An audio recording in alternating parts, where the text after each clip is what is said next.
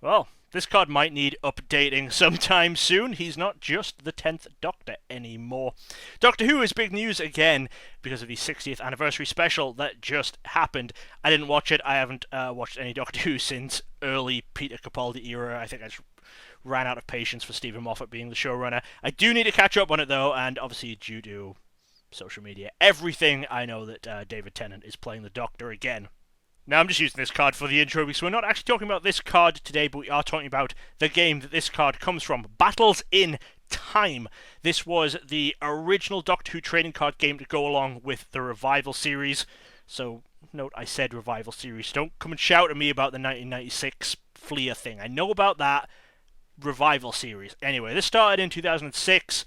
Yes, I know it says 2007. This is a rare variant, but again, I'm not talking about that. I'm just using this as an intro. I don't know what I'm just saying now. Anyway, Battles in Time was the first trading card game I started collecting when I got back into trading card games. I was actually collecting this before I started with Pokemon again. And multiple times throughout the years, I've thought that my collection was done, and then someone's jumped in and gone, "Oh, did you know about this rare variant?" I'm like, no. So my collection still isn't fully complete, but I'm working on that. And what I'm talking about today is that I have just finished a very, very significant part of that collection. Now, anyone who has collected Battles in Time has probably heard of the card Super Rose, also known as Golden Rose. I think they call it the Golden Ticket card at some point in some of the advertising. This card only appeared in 1 in 1,000 packs of Battles in Time. It's a lenticular card and shows Rose Tyler turning into Bad Wolf towards the end of the first Revival season. And obviously it is basically a instant win card for the game. Boosts all your ratings to enough to kill everything. So this was actually the Super Rose that I pulled when I was actually collecting the game. First of all, you can see it has a nice golden back. You also see from some of the others that I show you, this is probably the best condition one that I do have. Some smudging and stuff is on the top loader, but also it's just really, really hard to get Battles in Time cards in mint condition. So when I pulled this, I did also know that there was one variant of Super Rose, which was the test set variant, which I'll show off in a moment, but it turns out there are actually way more variants than just that. You see, remember when I showed you that David Tennant and mentioned it was a rare version because it had copyright 2007 on the back? Turns out the roses have a lot of different copyright information on it. So, like I said, I'm going to ignore the test set one for now, and we'll show you what our versions of the backs can look like. So this just says copyright 2006. This says copyright 2007 and has the Battles in Time website on it. And then this says battlesintime.com 2006. So we have here 3 different variants just from the backs alone. I want to say at this point, huge shout out to a collector named Battles in Time Collection on Instagram. A guy called James absolutely just did all of this work for me. He is the one who tracked out all these variants, figured them out. He has an amazing website, as you can see here. He has detailed write-ups on the roses. He has detailed write-ups on basically everything to do with Battles in Time. I'm going to link the website in the description. I'll link the Instagram in the description. Cannot thank him enough with the help in identifying these variants, and he basically got me a set of them. So, when we're looking at the data stuff on the back, that is not the only thing to be looking at. So, each of these does also have 2 different versions. I'm going to show you the basic differences. So, we'll start with the Battles in Time 06. So, as you can see, this one on the right, Rose is basically always the Bad Wolf entity. Always a glow around the head. Whereas this one, normal Rose Tyler for part of it, and if we tilt it right, turns into the Bad Wolf entity. So we have there 2 variants with the 06 and the website on the back. And we have the 07 with the website. This one is the worst condition one that I have. I may look to replace this one at some point, but like I said, finding these cards, and especially finding the specific version that you need in better than, slightly damaged condition is an absolute nightmare. I'm just worrying about getting the set done first. So then here we again have a Rose, which is always Bad Wolf entity. The light catches these really horribly if you don't slightly tilt them. And a Rose that turns from Rose Tyler into the Bad Wolf entity. So this is the best way to tell, is when you get your card, if you're trying to figure out what Rose you have, start with the copyright date, and then start with the back, and then go to the front. So then we have the 2006 copyright, no website.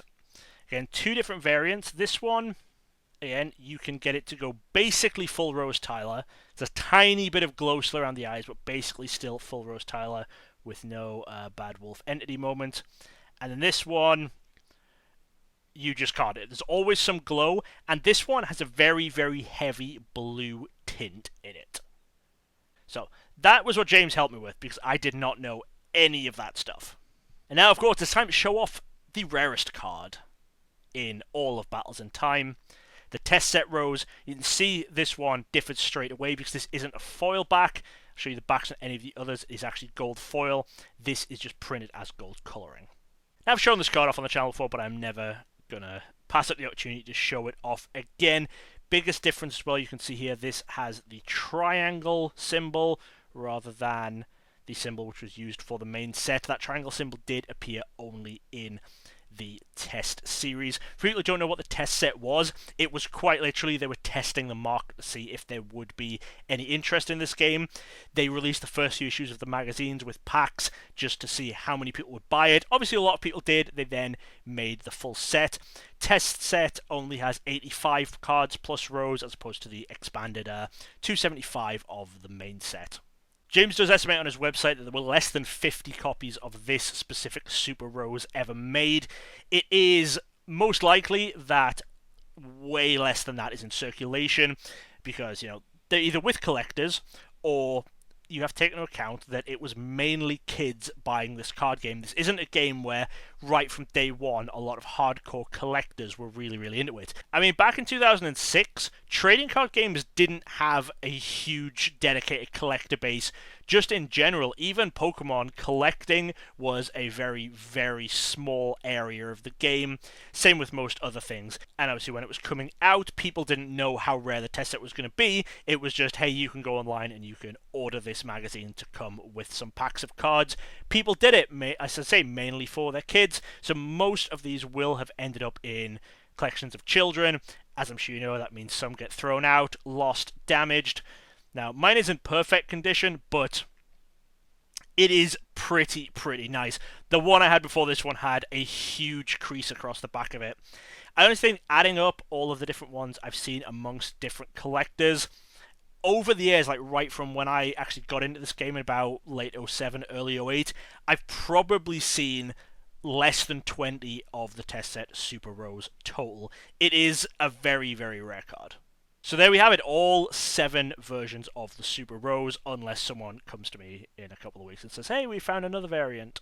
The variants I originally thought there would be, by the way, would be with an 06, 07, 08 copyright on the back, but it seems like the sets that were printed in 08, that's where you pull the ones that have 06 and no website written on them. So it seems like for some reason that is the change that they made rather than updating the copyright date. But hey, if you do find a Super Rose with an 08 copyright date, let me know and I'll pay you a lot of money for it. But I do very much doubt that that's going to happen. I think we would have seen one by now. So I do actually plan to be ordering some binders soon. I'm going to put all of my Doctor Who sets together, put them in binders nicely, fully do a checklist and find out exactly what I'm missing. When I do that, we'll have a nice big long video looking at all of them, and then, you know, you can help track my progress and we'll try and actually get some sets finished, because I know there's some that I'm pretty close to. But that's it from me for today. Hopefully you enjoyed a look at these nice Super Roses. Like I say, check out the website that James made. Unbelievable levels of information, not just about Super Rose, but about Battles in Time as a whole. And before we go, let's just one more time look at the test set Super Rose, the rarest card in Battles in Time. I'll see you again soon. Thanks for watching. Check out some more videos right here. And don't forget to subscribe for more awesome content from DJ Gigabyte. Gotta catch 'em all!